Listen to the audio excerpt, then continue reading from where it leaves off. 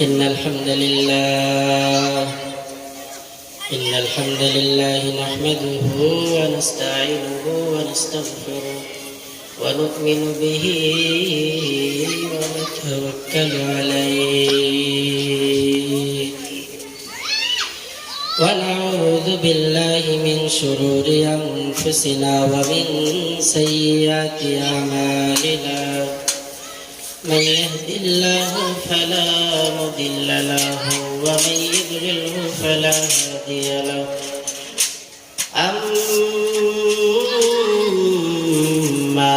بعد فأعوذ بالله من الشيطان الرجيم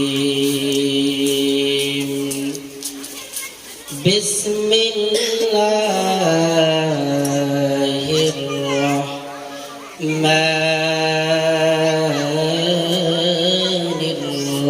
الرحيم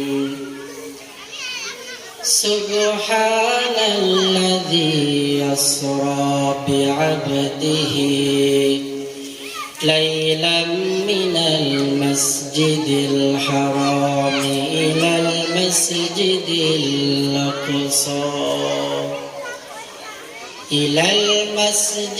الأقصى الذي باركنا حوله لنريه من آياتنا إنه هو السميع البصير.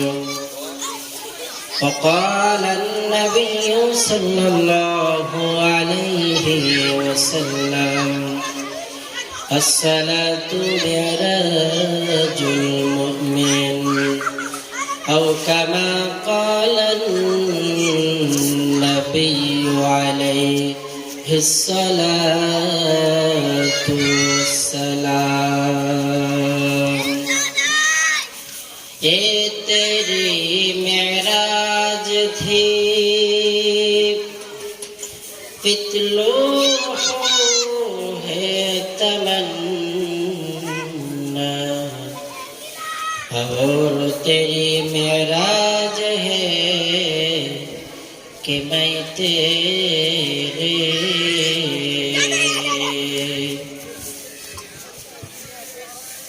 मेराज की हमारा नबी सबअ समावात मेराज की हमारा नबी सबअ समावात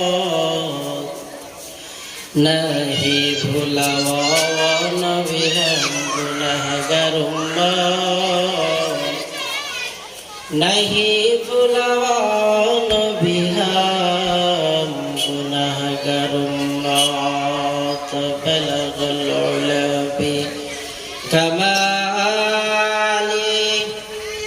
كشف الدجى بجماله حسنت جميع خصاله صلوا عليه وآله মনে বড় আশা ছিল যাব মদিনা মনে বড় আশা ছিল যাব মদিনা সালাম আমি করব গিয়ে সালাম আমি করব গিয়ে নবীর রওজা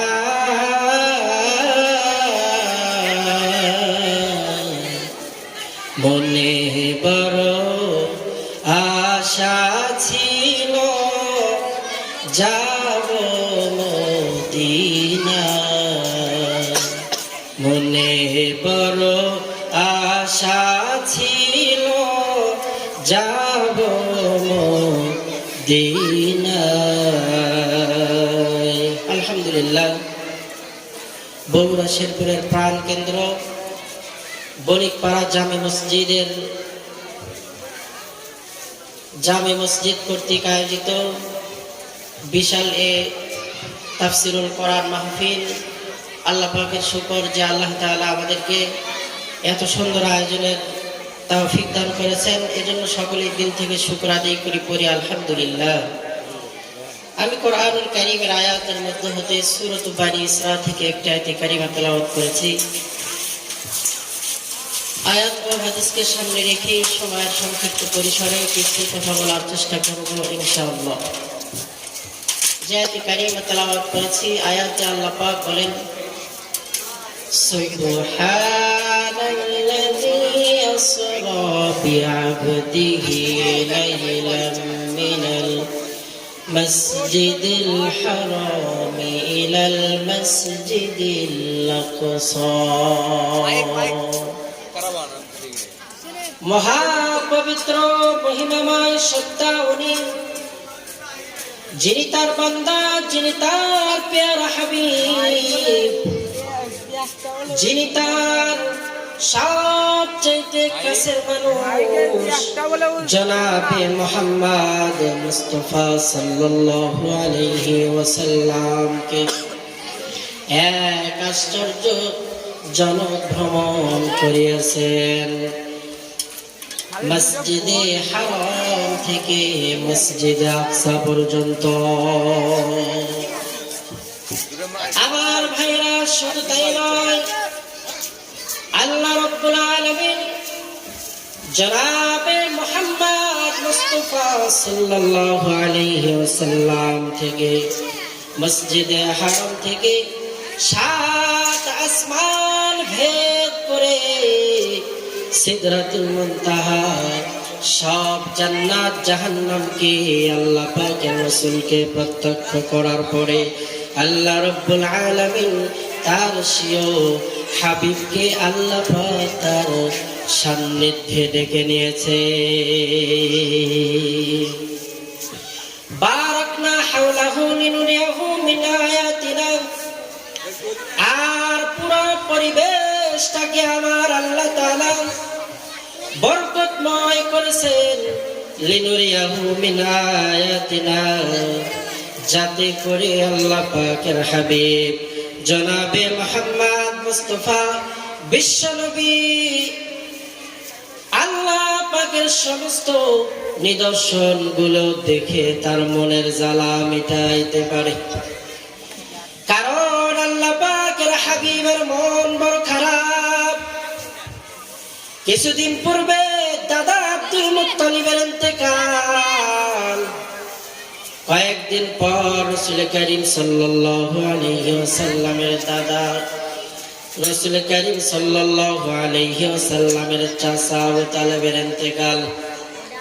তার কয়েকদিন পরে নবীজি সাল্লাল্লাহু আলাইহি ওয়াসাল্লামের সবচেয়ে কাছের বিবি হযরতে খাদিজা রাদিয়াল্লাহু তাআলা আনহার ইন্তেকাল। আল্লাহ পাকের রাসূল কেমন যেন অস্থির। আল্লাহ তাআলা জানিয়ে দিলেন, জিবরাইল তাড়াতাড়ি যাও, আমার হাবিব মুহাম্মদকে আমি আল্লাহ তাআলার কাছে নিয়ে এসো। আমার ভাইরা, জিবরিল আমিন আল্লাহ পাকের রাসূলের নিকটে আসলেন। আল্লাহর নবী ইশারের নামাজের পর বিছানায় শয়ন করবে, ইতিমধ্যে জিবরিল আমিনের আগমন। আসসালামু আলাইকা ইয়া রাসূলুল্লাহ। আল্লাহ পাকের হাবিব প্রত্যক্ষ করে দেখলেন জিবরিল আমিন প্রত্যেকদিন দরওয়াজা দিয়ে নবীজির কাছে আসে, কিন্তু আজকে কেন ঘরের ছাদ ফেরে উপর দিক থেকে আসলো? আল্লাহর হাবিব ডাক দিয়ে বলল, জিবরাইল তুমি তো ভিন্ন সময় আমার নিকটে আসো, কিন্তু দরওয়াজা দিয়া এখন কেন তুমি আমার ঘরের ছাদ ফিরে আসলে? জিবরিল আমিন ডাকতে বলে, ওগো আল্লাহর হাবিব, আজকে আপনার সঙ্গে যা যা কিছু ঘটবে গো আল্লাহর হাবিব, সব কিছু আপনার কাছে উল্টা পাল্টা মনে হবে। এবার আল্লাহ পাকের রাসূলকে নিয়ে জিবরিল আমিন চলে গেলেন মসজিদে হারাম থেকে আল্লাহ পাকের হাবিবকে নিয়ে মসজিদ আকসায় কুরাল দিয়ে চলে গেলেন। আল্লাহ পাকের হাবিবকে মাঝখানে ব্রেক দেওয়া হলো। আল্লাহর হাবিব 2 রাকাত নামাজ আদায় করলেন। ঘুটঘুটে অন্ধকার। জিবরিল আমিনকে আল্লাহ পাকের রাসূল জিজ্ঞাসা করলেন, ওগো জিবরাইল, এটা কোন জায়গা বলো না, এখানে কেন তুমি 2 রাকাত নামাজ আদায়ের কথা বললে? জিবরিল আমিন ডাকতে বলে, ওগো আল্লাহর হাবিব, শোনেন শোনেন, আপনি মক্কাতুল মুকাররমাতে এখন আছে, কিছুদিন পর কাফের বেঈমানদের অত্যাচারে আপনার নিজের ভূমি, নিজের মাতৃভূমি মক্কাতে থাকার আপনার হবে না। আপনাকে মক্কা ত্যাগ করে হিজরত করে মদিনায় আসতে হবে। ওগো আল্লাহর হাবিব, এটার কোনো জায়গা নয় রে, এটা হলো মদিনার জমিন। আল্লাহর হাবিবকে এবার মসজিদে আকসাতে নিয়ে যাওয়া হলো। সেখান থেকে ঘটনা সংক্ষিপ্ত আমার ভাইরা। আল্লাহর হাবিবকে এবার প্রথম আসমানের দরওয়াজার সামনে নিয়ে গেলেন জিবরিল আমিন। জিবরিল আমিন ডাক দিয়ে বলল, আসমানের দ্বার খিরে তাড়াতাড়ি দরওয়াজা খোলো, দেখো কে এসেছে। ভেতর থেকে আওয়াজ আসলো, আপনার সঙ্গে কে? জিবরিল আমিন বললেন, আল্লাহ পাকের হাবিব আখিরি জামানার পয়গম্বর মুহাম্মদ, তাড়াতাড়ি আসমানের দরওয়াজার চাবিটা দিয়ে দাও। আমার ভাইরা, ভেতর থেকে দ্বার রক্ষী জবাব দিল, জিবরাইল, আসমানের 2টি দরওয়াজা আল্লাহ রাব্বুল আলামিন এই দরওয়াজাগুলোতে নূরের তালা বেঁধে দিয়েছেন। নূরের তালা আল্লাহ তাআলা লটকায় দিয়েছেন। ওগো জিবরাইল, শোনো শোনো, এই দরওয়াজার চাবি একমাত্র মুহাম্মদ সাল্লাল্লাহু আলাইহি ওয়াসাল্লাম আখিরি জামানার নবীর পয়গম্বরের উম্মত ছাড়া আর অন্য ভিন্ন কোন কারো কাছে না। জিবরিল আমিন বললেন, আমার পয়গম্বরের হাতে তো কোনো চাবি নাই। ভেতর থেকে আওয়াজ আসলো, আপনি মুহাম্মদকে বলেন বিসমিল্লাহ বলে দরওয়াজার তালাতে হাত দেওয়ার সঙ্গে সঙ্গে আল্লাহ রাব্বুল আলামিন আসমানের দরওয়াজাকে ওপেন করে দিবে। সুবহানাল্লাহ বলি।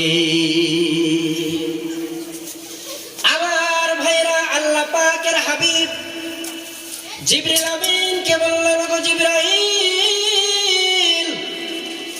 আসমানের মধ্যে 2টি দরওয়াজা দেখি। 2টি দরওয়াজার কাজ কি রে জিবরাইল, আমারে জানিয়ে দাও। জিবরিল আমিন ডাকতে বলল, ওগো আল্লাহর হাবিব, এক দরওয়াজা দিয়ে আল্লাহ তাআলা বনি আদমের ইবাদত গুলোকে আল্লাহর আসমানে উঠিয়ে নেয়, আর ভিন্ন দরওয়াজা দিয়ে আমার আল্লাহ তাআলা বনি আদম সহ সমস্ত মাখলুকের রিজিকের ফয়সালা করে। সুবহানাল্লাহ বলে। আমার ভাইরা, আল্লাহ পাকের রাসূল বিসমিল্লাহ বলে তালাতে হাত দেওয়ার সঙ্গে সঙ্গে আসমানের দরওয়াজা খুলে গেল। এই বিসমিল্লাহর বরকত, বিসমিল্লাহর ভিতরে আল্লাহ রাব্বুল আলামিন 19টা হরফ রেখেছেন। কয়টি হরফ? বিসমিল্লাহর মধ্যে আল্লাহ তাআলা 19টা হরফ রেখেছেন। আর বর্ণনা দিয়েছে কোন ব্যক্তি যদি তার দিল মন থেকে একবার বিসমিল্লাহ পাঠ করে তাহলে আমি আল্লাহ তাআলা খুশি হইয়া ওই ব্যক্তিকে জাহান্নামের অনির্জন আযাব আর গজবের ফেরেশতা থেকে আমি আল্লাহ তাআলা পরিত্রাণ দান করে দেই। জাহান্নামে বান্দাদেরকে আযাব আর গজব দেওয়া হবে, ওই সমস্ত ফেরেশতার সংখ্যাও হলো 19, বিসমিল্লাহর হরফের সংখ্যাও হলো 19।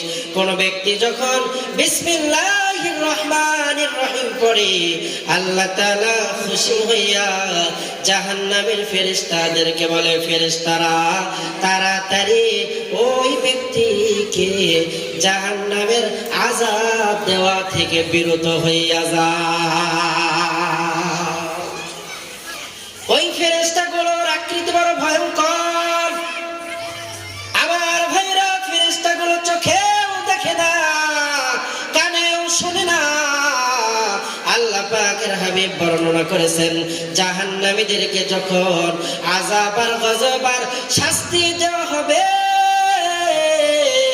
জাহান্নামীগুলো চিৎকার করতে থাকবে, কিন্তু জাহান্নামের ফেরেশতাগুলো তো কানেও শোনে না, চিৎকারও কানের ভিতরে যাবে না। আর চিৎকার না যাওয়ার কারণে ফেরেশতাগুলোর দয়ার মায়াও হবে না। ওই জাহান্নামের গজব আর আযাবের ফেরেশতাগুলোর চক্ষুগুলো কানা, আল্লাহ তাআলা কানা করে দিয়েছে। আর বলেছে, যাদেরকে আমি আল্লাহ তাআলা নামাজে পাই নাই, যাদেরকে আমি আল্লাহ তাআলা আমার ইবাদতের মধ্যে পাই নাই, যাদেরকে আমি আল্লাহ তাআলা রোজাতে পাই নাই, যাদেরকে আমি আল্লাহ তাআলা হজ ফরজ হওয়ার পরে হজ করেছে হজে পাই নাই, যাদেরকে আমি আল্লাহ তাআলা দান সাদাকার মধ্যে পাই নাই, ও জাহান্নামের ফেরেশতারে, আমার ওই বান্দাটারে বদকারকে এমন আযাব দাও, এমন আযাব দেওয়া হবে, ওই আযাবগুলো যদি দুনিয়ার কোন মানুষ তার কর্ণকহর পর্যন্ত বসতো, তাহলে বিকট আওয়াজের কারণে দুনিয়ার মানুষগুলো কানের তালা ফেটে ইন্তেকাল করত। আমার ভাইয়েরা, চোখে দেখে না, একটা মানুষকে যদি আঘাত করা হয়, চোখ দিয়ে দরদর করে পানি বের হয়, একটা পর্যায়ে প্রহারকারীর অন্তরের ভিতরে বড় দয়া আর মায়া হয়।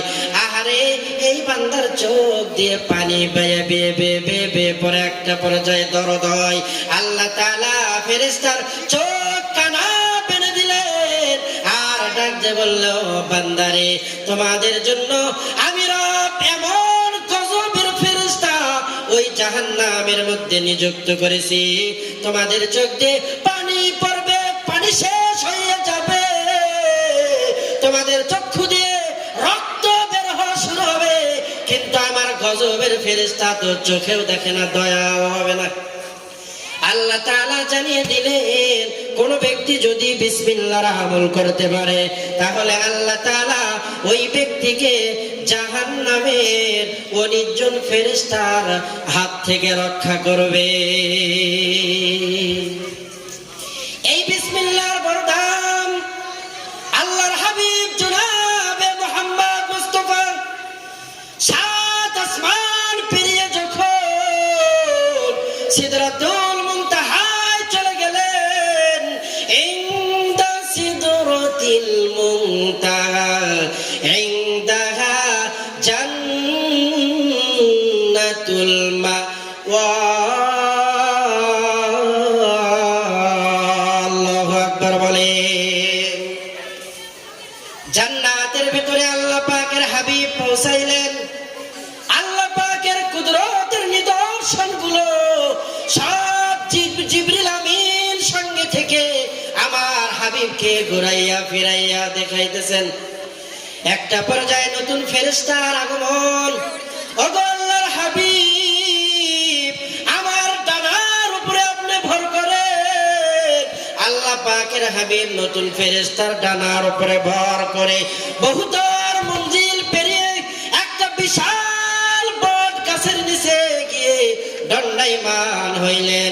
ফেরেশতা আল্লাহ তাআলার রাসূলকে ডাক দিয়ে বলে, ওগো আল্লাহর হাবিব, আপনি আবারও আমার ডানার উপরে ভর করেন।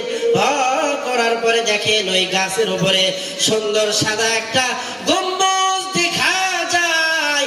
আল্লাহ রব্বুল আলামিন আল্লাহ পাকের হাবিবকে ওই গম্বুজের সামনে দাঁড় করায়া দিলেন। গম্বুজের সামনে তালা লাগানো। আল্লাহ পাকের হাবিব বিসমিল্লাহ বলে হাত দেওয়ার সঙ্গে সঙ্গে তালা ওপেন হয়ে গেল। আল্লাহ তাআলা জানিয়ে দিলেন, হাবিব আমার, আপনার মনটা বড় খারাপ। আমি আল্লাহ তাআলার কুদরতের নিদর্শন গুলো আপনি ঘুরিয়ে ফিরিয়ে দেখতে থাকেন। আমার ভাইরা, আল্লাহ পাকের হাবিব ওই সাদা গম্বুজের মধ্যে জিবরিল আমিন সহ জিবরিল আমিন নতুন একটা ফেরেশতার ডানার উপরে ভর করে সাদা গম্বুজের ভেতরে উড়তেছেন আর উড়তেছেন।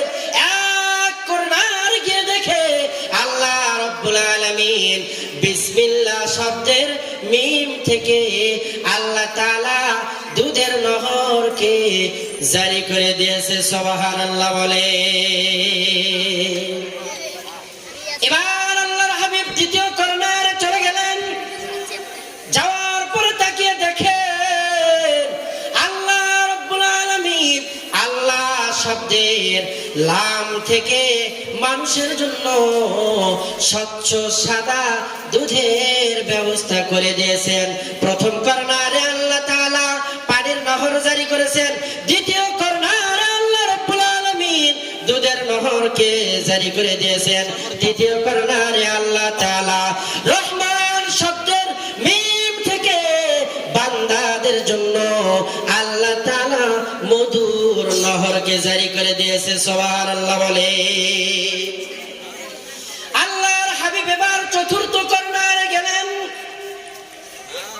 এবার প্রত্যক্ষ করে তাকিয়ে দেখেন রহিম শব্দের মিম থেকে আল্লাহ রব্বুল আলামিন স্বচ্ছ শরাবের নহরকে জারি করে দিয়েছে। সুবহানাল্লাহ বলে। এশার পরে কেমন লোক নাই, এশার পরে ইয়ে আসার কথা। আবার ভাইরা, এশার পর কি আপনি থাকতেন?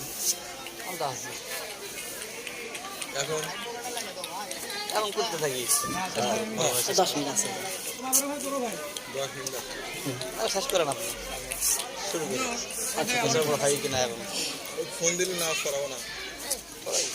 ওই যে এশার পরে এসব কিছু কয়া এশার পরে আসে আবার নামাজ এখানে পড়ি। এটি যারা 5 মিনিট করেন এসব পর হবি কিনা আছে রাহেন রাহেন হ্যাঁ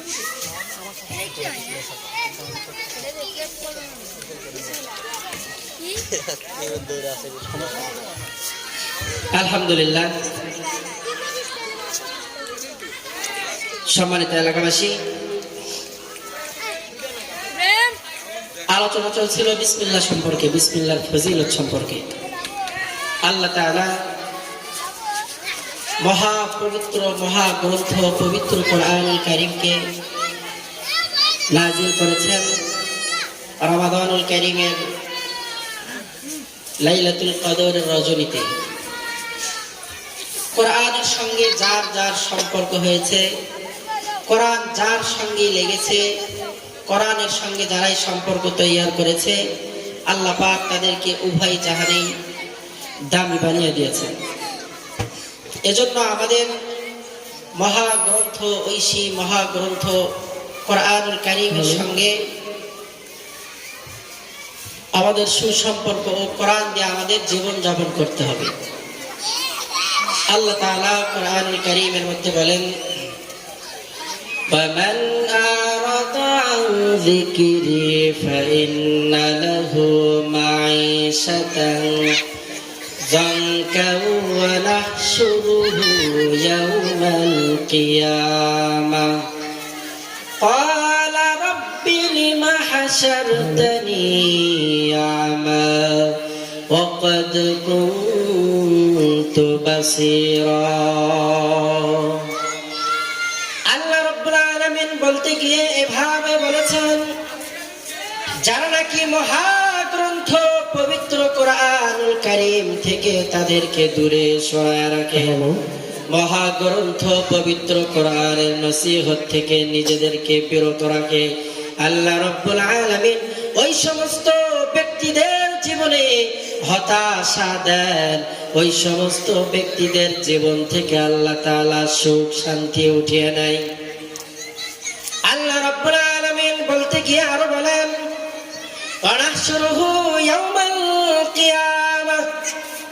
শুধু এখানেই শেষ নয়, আল্লাহ তাআলা কিয়ামতের দিন ওই সমস্ত ব্যক্তিদেরকে অন্ধ করে কিয়ামতের ময়দানে উঠাবে। ওই সমস্ত ব্যক্তিগুলো তখন আল্লাহ তাআলাকে বলবে, ও আল্লাহ, قال رب لم حشرتني أعمى وقد كنت بصيرا। আমরা যখন দুনিয়াতে বসবাস করতাম, আমাদের যখন দুনিয়াতে পাঠাইছিলেন, আমরা তো আমাদের চোখ মোবারক দ্বারা সব দেখতাম, কিন্তু এখন কেন আমাদের চোখটারে আপনি অন্ধ করে এই হাসরের ময়দানে উঠাইলেন? আল্লাহ তাআলা জানিয়ে দেন, কাযালিকা আতাতকা আয়াতুনা ফানাসিতাহা ওয়া কাযালিকাল ইয়াওমা তুনসা।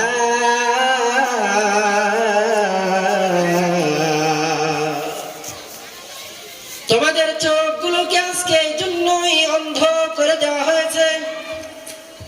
আমার কোরআনুল কারীমের আলো থেকে তোমরা দুনিয়াতে বিমুখ ছিলে, কোরআন অনুযায়ী তোমরা তোমাদের সামাজিক জীবন পরিচালনা করতে পারো নাই, কোরআন অনুযায়ী তোমরা তোমাদের রাষ্ট্রীয় জীবন পরিচালনা করতে পারো নাই, কোরআন অনুযায়ী তোমরা তোমাদের পুরা জিন্দেগিটা পরিচালনা করতে পারো নাই।